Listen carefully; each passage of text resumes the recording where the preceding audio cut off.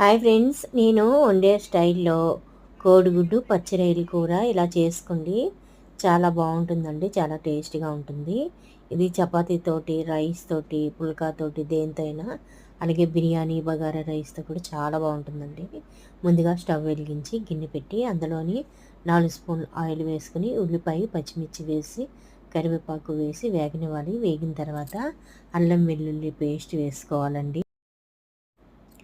ఒక స్పూను అల్లం వెల్లుల్లి పేస్ట్ వేసుకుని వేగిన తర్వాత 4 టమాటాలు అండి, 5 గుడ్లకి 4 టమాటాలు వేసుకున్నాను.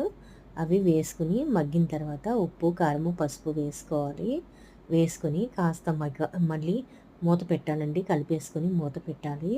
మూత పెట్టిన తర్వాత మనం ఉడకబెట్టుకుని ముందుగా ఉంచుకోవాలి రొయ్యలు. లేదంటే పచ్చివైనా ఇందులో వేసేసుకోవచ్చు. అలాగైతే నీసు వాసన వస్తుంది. ఇలా ఉడకబెట్టి కానీ రొయ్యలు వేసుకుంటే నీసు వాసన కూర ఉండదండి. అందుకు ఉడకబెట్టే ముందుగా వేసుకోండి.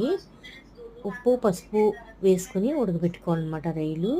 ఈ వేసిన రొయ్యల్ని ఇలా మూత పెట్టి 2-3 నిమిషాలు మగ్గనివ్వండి. మగ్గిన తర్వాత కొద్దిగా వాటర్ వేసుకోండి.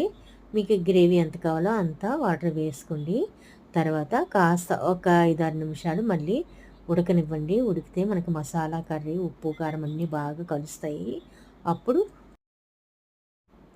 తర్వాత ఎగ్స్ వేసుకోండి. ఎగ్స్ వేసిన తర్వాత ధనియాల పొడి, గరం మసాలా పొడి, జీరా పొడి వేసుకొని ఒక 5 నిమిషాలు అలా మగ్గనిచ్చిన తర్వాత కొత్తిమీర వేసి దించేసుకోవడమేనండి. అంతేనండి, గుడ్లు కర్రీ. నచ్చితే లైక్ చేసి, షేర్ చేసి, సబ్స్క్రైబ్ చేయండి.